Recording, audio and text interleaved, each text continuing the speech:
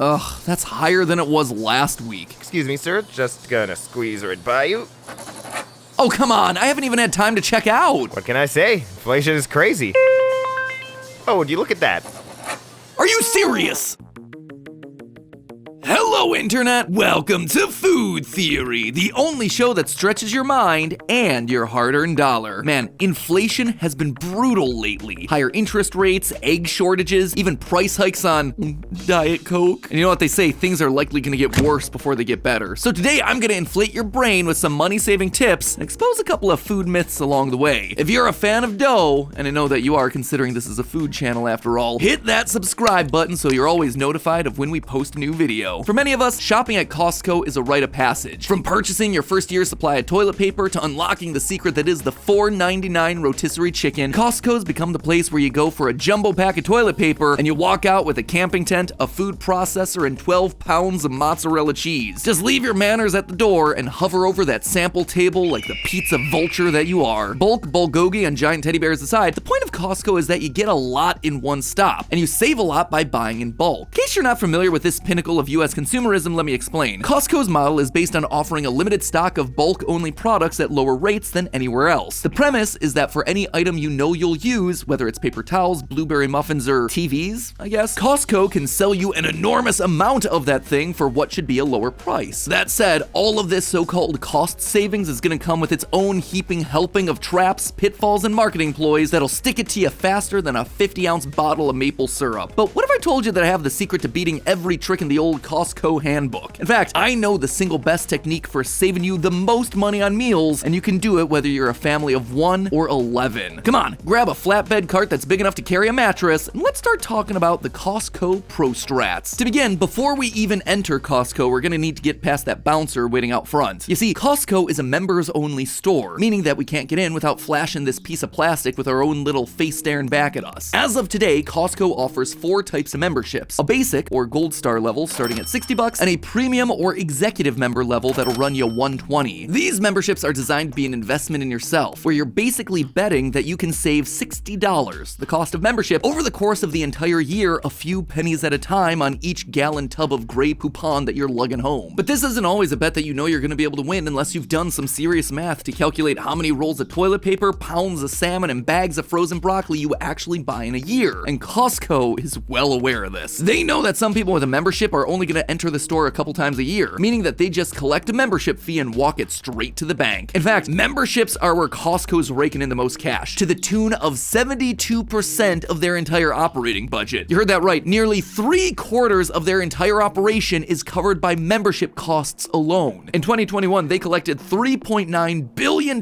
from 61 million members, which means that even when the costs of their products fluctuates or customers are shopping less for a few months because of things like massive inflation, Costco is gonna be doing just fine. But memberships are doing a lot more than extracting just some upfront cash from you. It's also doing something much darker and more sinister. It's manipulating your mind. You see, one reason companies require memberships is because they're powerful tools that get you to come back more often, since our brains see those membership dues as sunk costs, or money that can't be recovered. When you buy something, you always want it to be worth it, right? Whatever that means to you. If you buy a cool jacket, you want to use it enough times to feel like you got your money's worth. If it's food, you want it to taste good and live up to the price that you paid. But how does this work with a Costco membership? Well, you paid all this money to get the membership up front on the promise that you'll save money later when you actually shop in the store. So what does this make your brain want to do? Buy a ton of stuff in the store so you can get back the price of that membership in savings. Seriously, spending money on a Costco membership makes your brain want to make up for it by spending even more money at Costco. It's actually brilliant. This is what's known as the sunk cost fallacy, or the idea that we're more likely to invest in an action if we feel it'll make prior investments seem justified. This is true even when the action no longer brings us joy. Despite being the opposite of what economic theory tells us is rational, these sunk costs have been shown to have a massive impact on your behaviors. So geez, we're already dealing with an upfront investment followed by the psychology of sunk costs and crippling guilt that comes with it. And we haven't even stepped foot in the store yet. That said, it's only after we're over the threshold pushing our shopping cart the size of a rowboat that the mind games get even more intense. If you're familiar with our video on how grocery stores trick your brain into spending more than you think, well, you probably know where this is going, but Costco actually takes things up to a whole nother level. You see, a major key to Costco's success is impulse purchases, items that you wouldn't normally buy, but you do it on a whim. And you can bet over the years that they've come up with some pretty sneaky tactics to get you to do just that. The first comes with the brand itself, making you think that you're in a quote-unquote cheap store. That's right, they're not leaving all the floors as concrete and all the heating pipes exposed just to pinch pennies. They're doing it to make you think they're pinching pennies. They're saving money, they're passing those savings on to you. We're all on the same team here, right? Wrong. If you feel like you're in a thrift store, you won't be as careful about checking prices. You'll feel like those prices are better even when they're not. And leaving everything bare bones makes you feel like you're in a place that's attainable, a place that's not outside of anyone's league. On top of that, they start you right off at the front door with an interesting mix of stuff. Some things that you need and some things that you want. They want you seeing something that you use every day the second you walk in. That way, even if you're not running low, you might as well pick it up to save time later or use eventually. Vitamins, big volume snacks, toothpaste, those are the things that are gonna meet you right at the front door because who doesn't need to stock up on stuff like that? The other thing that's flashing in front of your face when you walk in are the TVs, the stereos, the expensive electronics, things that represent aspirational purchases that most people aren't buying every time they go in the store, but you could potentially buy them one day if you manage to save enough money by shopping at Costco. They give you a goal to shoot for. And hey, if you said no to that 70-inch OLED for a couple $1,000s at the door, look how much you just saved. Might as well reward yourself with an extra tray of 24 fresh cinnamon buns from the bakery, only $11.99. Baiting you with expensive items that you want makes it a lot more likely that you'll impulse buy something much smaller later to feel like you weren't completely depriving yourself, when in reality you wouldn't have wanted anything extra in the first place if you didn't see beautiful displays of MacBooks. All you came in for was just several cows worth of milk. Next, have you noticed how things kind of seem randomly sprinkled throughout Costco? Like some cheese over there, some blenders over here, some random barrels of pretzels somewhere in the middle. It's no accident. In fact, Costco's distribution of the staples you actually need, produce, milk, condiments, and snacks, they're all designed to be a treasure hunt through the store that forces you to stumble across a huge array of products that you didn't actually need, or didn't realize that you needed, but well, while you're here, you might as well pick them up, right? And all of that wandering and hunting around helps you to feel just a little bit more peckish, right in time to pass by their most devious tactic of all, the free samples. Yep, all those tiny little crackers with goat cheese that money bloggers want to convince you constitute as a free meal, all of those nice little freebies are actually just putting their hands down in your wallet. A study from the University of New York showed that when a grocery store offers free samples, impulse purchases in that category go up over 50%. But just think about what that means for Costco. If you like a free sample, you're not just buying one small wedge of cheese or one little packet of cocktail weenies, you're buying the farm. Free samples are especially valuable at Costco because every time they convert a single sale, what they're really doing is converting 2 to 4 sales worth of a regular store. Congratulations, you are now the proud owner of 20 pepperoni pizzas because you like that one little 2x2-inch square. That is some serious marketing psychology no matter how you slice it. But okay, let's say that you've come in incredibly prepared. You have your budget, you have a list, you've arrived on a full stomach ready to resist even the most inviting little old lady proffering you a free Tuscan meatball. What if I genuinely only buy the staples? Will I save a lot of money? Well, I did an analysis of what it would cost to buy common groceries at Costco compared to Walmart. I looked at common food items like eggs and milk, produce like potatoes and broccoli, even meats like chicken and beef. I even threw in a pair of AirPods just to see if tech was where I'd save. It was not. What I found was, drumroll please,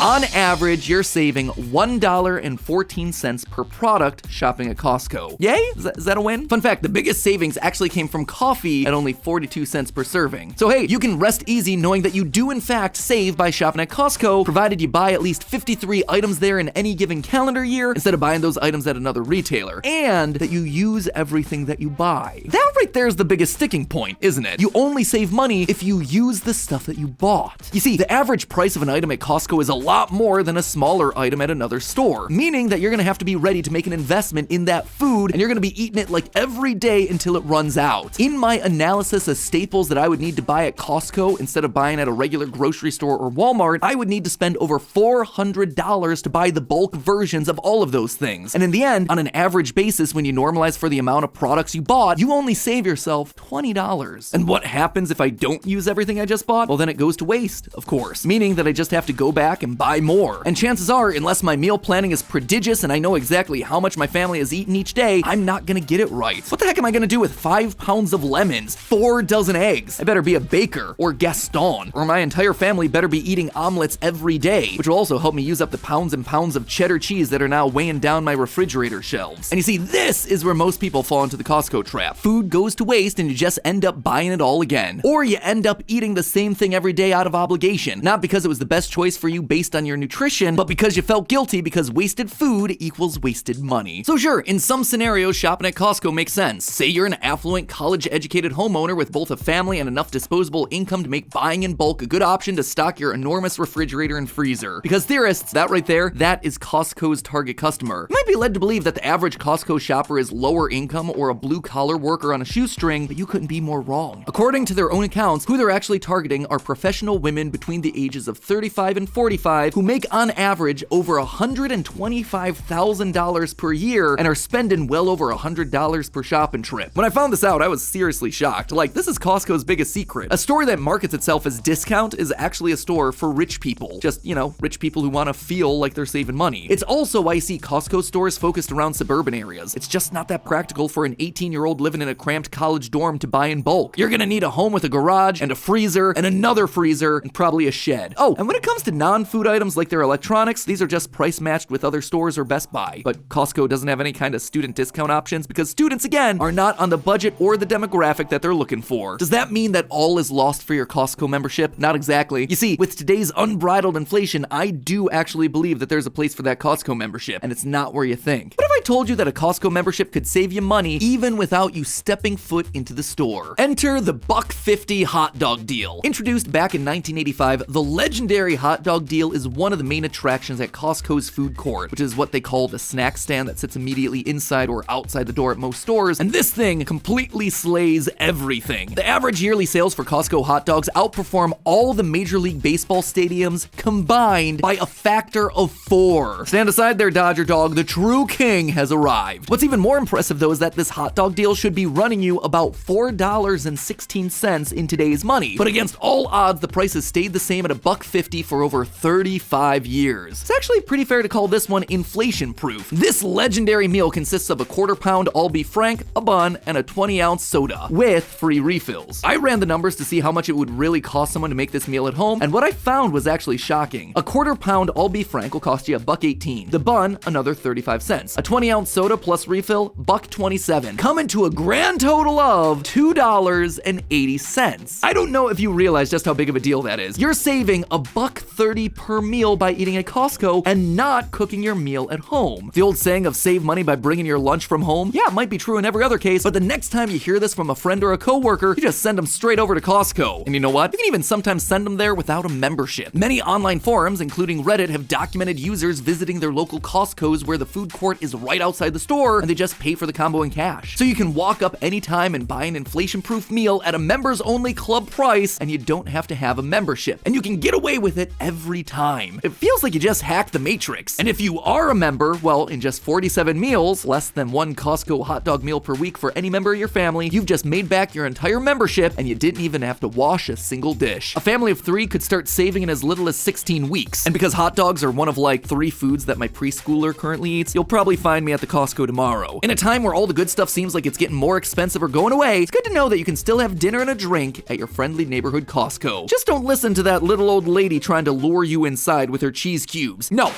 you stay back, Edna. And as always, remember, my friends, it's just a theory. A food theory. Bon appetit. And hey, if you're interested in saving money at your normal, regular grocery store, that video is on the left. Or if you're interested in figuring out ways to save money on your makeup, that video is on our newest channel, Style Theory. That one's on the right. As always, my friends, I'll see you next week.